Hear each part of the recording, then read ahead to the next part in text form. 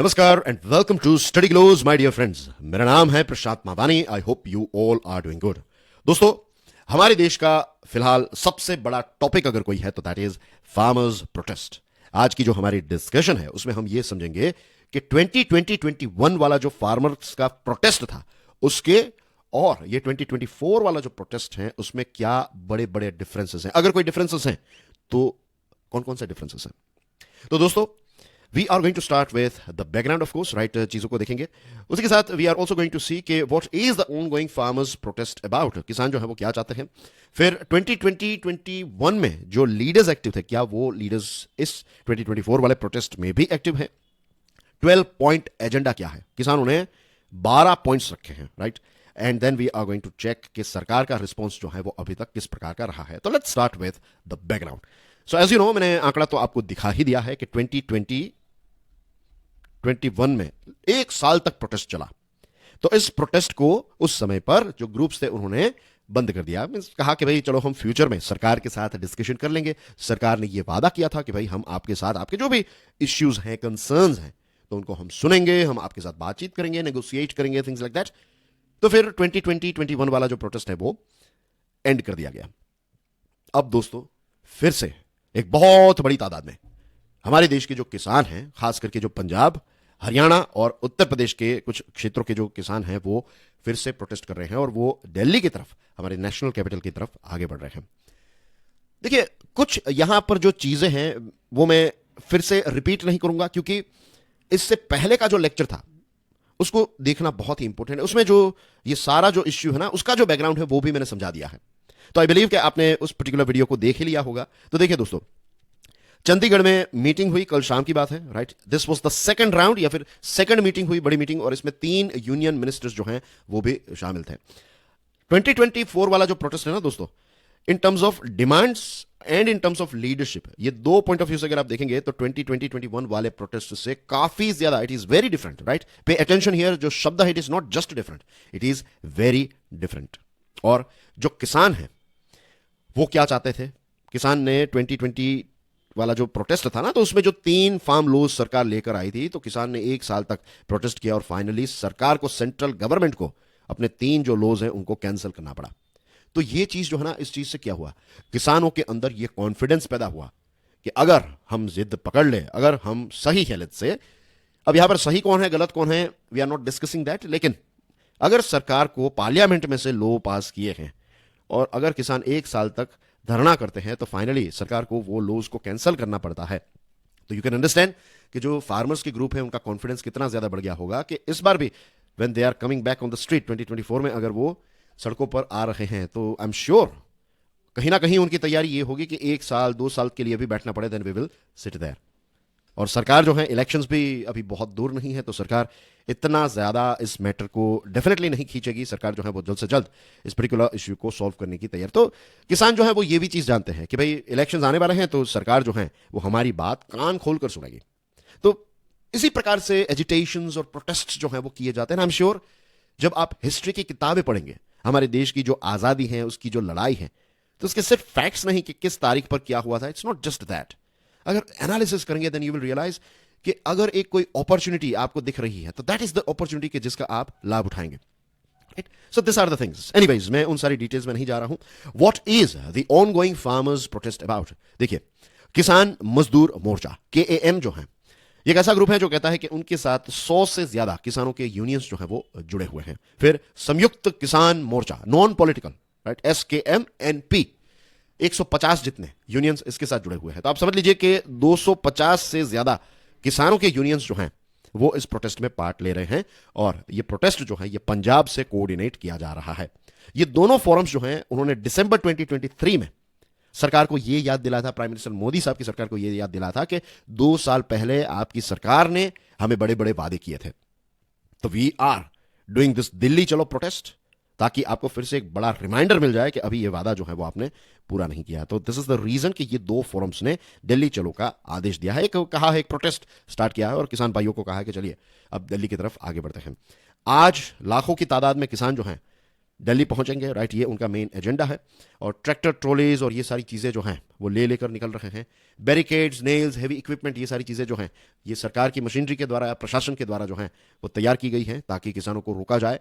और central government जो है उसका ये दावा है कि हम ओपन माइंड से किसानों की जो डिमांड्स हैं उनको सुनने के लिए तैयार हैं। अब दोस्तों, क्या 2020-21 वाले जो लीडर्स हैं वो फिर से एक्टिव हो चुके हैं? The answer is no. Samyukt Kisan Morcha, non political जो है, ये एक ऐसा फैक्शन है जो ओरिजिनल एसकेएम से जुलाई 2022 में अलग हो गया। इसके पीछे मेन रीजन ये था कि आपकी स्क्रीन पर ये जो व्यक्ति है इनका नाम है जगदीप सिंह दालेवाल। इनका जो मेन एसकेएम के साथ, एसकेएम की जो लीडरशिप थी ना, तो दालेवाल साहब का उनके साथ थोड़ा झगड़ा हो गया, डिफरेंसेस ऑफ ओपिनियन हो गया, तो इसकी वजह से उन्होंने ये अलग ग्रुप जो है वो बना लिया, राइट। फिर केएएम की बात करें तो आपकी स्क्रीन पर ये जो है इनका नाम है सरवान सिंह पांधेर। तो ये केएएम जो है उनको, उनके मेन लीडर जो है वो आपकी स्क्रीन पर है, पांधेर साहब है, राइट। और केएमएससी जो है इसने 2020-21 वाला जो प्रोटेस्ट था ना उसको ज्वाइन नहीं किया था।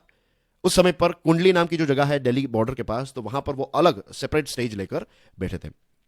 केएमएससी जो है प्रोटेस्ट जब खत्म हुए उसके बाद अपना बेस एक्सपांड करना स्टार्ट किया और जनवरी में उन्होंने ये क्लेम किया कि उनके साथ 100 से ज्यादा यूनियंस जो है वो जुड़े हुए हैं। एसकेएम की बात करें तो एसकेएम के साथ 500 से ज्यादा फार्मर यूनियंस जो है वो जुड़े हुए हैं, लेकिन जैसे मैंने आपको बताया कि एसकेएम जो है it is not directly involve, right. और पंजाब के 37 फार्म यूनियंस, इसमें जो सबसे बड़ा है बीकेयू उगरहान, तो ये भी एसकेएम के साथ जुड़ा हुआ है।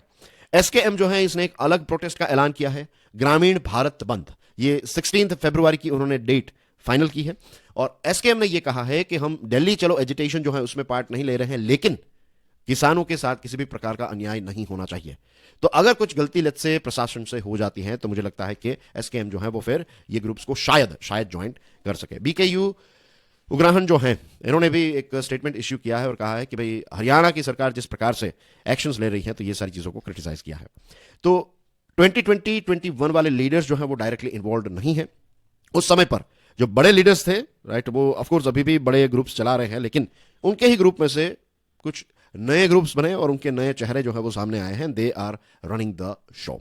अब 12 पॉइंट्स देख लेते हैं, क्या 12 डिमांड्स हैं। Number 1 is full debt waiver for farmers and labourers. जो किसान हैं और जो खेत मजदूर हैं तो उनके ऊपर जो भी कर्ज है तो कंप्लीटली ये कृषि या फिर जो भी ऋण है उसको माफ किया जाए।